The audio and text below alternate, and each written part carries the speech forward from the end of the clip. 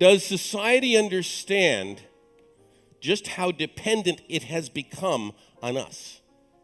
The answer to that is no, not yet, although there have been hints. There have been moments when we thought maybe society would wake up to this fact.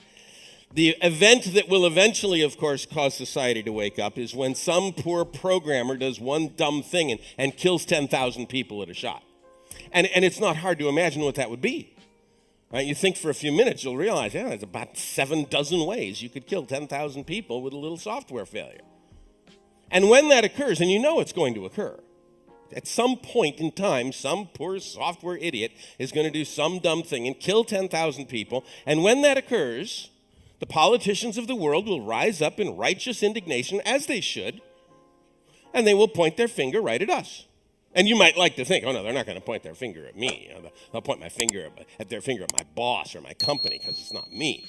But we saw what happened when the CEO of Volkswagen North America testified before the American Congress about why the software in Volkswagens was cheating the environmental protection machines in California. And the Congress asked that CEO, how could you have let this happen? And the CEO answered, and I quote, "This was a couple of software engineers who put this in for whatever reasons." It was just a couple of software developers who did this for whatever reason, unquote. Now, he was right. It was a couple of software developers who did it, although it was not for some reason. They knew exactly why they were doing it. By the way, those software developers are in jail now, as they should be. So when the event occurs and the politicians rise up and say, we got to do something about these programmers, they're out of control. And they point their fingers at us and they say, okay, how could you have let this happen? We'd better have an answer for them.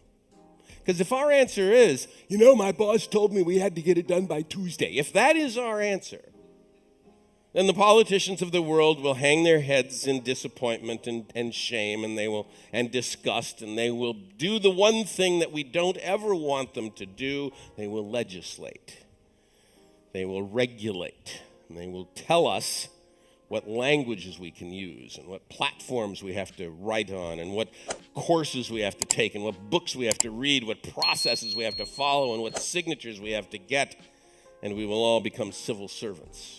I would like to avoid this. So how do you avoid it? Well, you get there first. You get there first by establishing the ethics of